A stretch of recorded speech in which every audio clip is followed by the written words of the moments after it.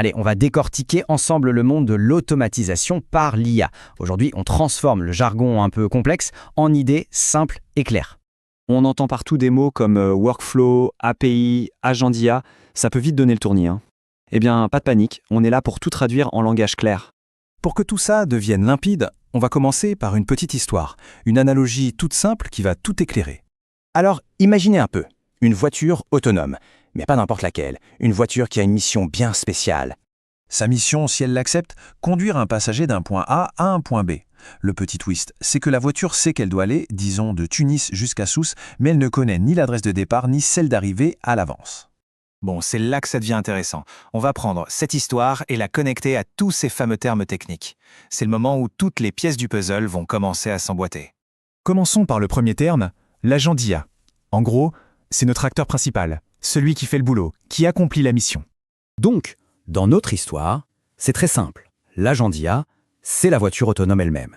Évidemment, une voiture, même autonome, ça a besoin d'un cerveau pour réfléchir, pour prendre des décisions. Eh bien, dans l'univers de l'IA, ce cerveau, c'est souvent ce qu'on appelle un grand modèle de langage, un LLM. Pour faire simple, le LLM, c'est un peu comme son application de navigation. Pensez à Google Maps ou Waze.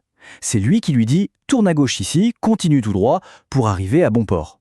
Mais alors, comment la voiture fait pour utiliser cette application? Elle ne l'a pas inventée. C'est là qu'un autre mot-clé entre en jeu, l'API. Le constructeur de la voiture ne va pas s'embêter à réinventer la roue en créant de zéro une application de cartographie mondiale. Non, c'est bien trop compliqué. À la place, il va payer pour avoir le droit d'utiliser un service qui existe déjà et il s'y connecte via une API. C'est beaucoup plus simple et bien plus efficace. D'accord, donc la voiture utilise un service payant. Mais comment le service sait-il que c'est bien la bonne voiture, celle qui a le droit de se connecter? Il lui faut une clé pour ouvrir la porte. Et en informatique, cette clé, ce sont les identifiants. Pour résumer, les identifiants, c'est ni plus ni moins qu'un nom d'utilisateur et un mot de passe. C'est ce qui prouve que notre voiture est bien un client autorisé à utiliser le service de navigation. Alors, revenons à notre voyage. Il y a un début et une fin. Logique. Eh bien, en automatisation, c'est exactement pareil. Le point de départ, on appelle ça le déclencheur. Et le point d'arrivée, c'est l'action. Dans notre cas, le déclencheur, c'est quoi? C'est la demande du passager au tout début quand il commande la voiture à Tunis. Et l'action, c'est le moment où la voiture arrive à Sousse et termine sa course avec succès.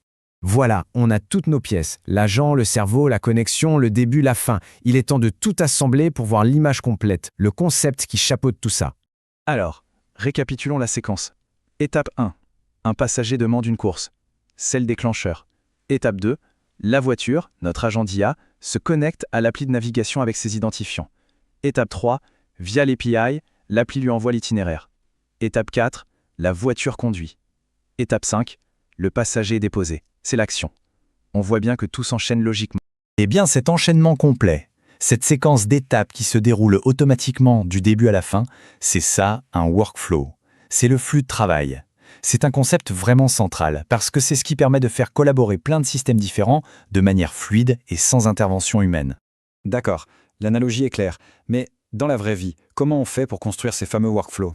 Pour ça, il existe des outils, des plateformes conçues spécifiquement pour ça. On peut citer par exemple N4N, et attention, ça se prononce bien N8N. Il faut voir ça comme un atelier, une sorte de jeu de construction numérique où l'on peut prendre tous nos blocs, nos agents, nos déclencheurs, nos actions, et les connecter ensemble pour créer ses propres automatisations. Et le truc, c'est qu'une fois qu'on a compris ces quelques briques de base, on commence à voir des possibilités d'automatisation absolument partout. Finalement, tout ce jargon qui pouvait paraître super complexe, eh bien ce n'est rien de plus qu'un vocabulaire pour décrire des étapes logiques. L'agent d'IA, c'est celui qui fait. Le LLM, c'est le cerveau. L'API, la connexion. Le déclencheur et l'action, le début et la fin. Et le workflow, c'est l'ensemble du processus. Ce qu'il faut retenir, c'est que l'automatisation, ce n'est pas de la magie, c'est juste de la logique bien organisée. Et maintenant que le mystère est levé, ça ouvre une question assez intéressante. Quelle est la toute première tâche, même petite, qu'on rêverait de voir disparaître de son quotidien grâce à l'automatisation ?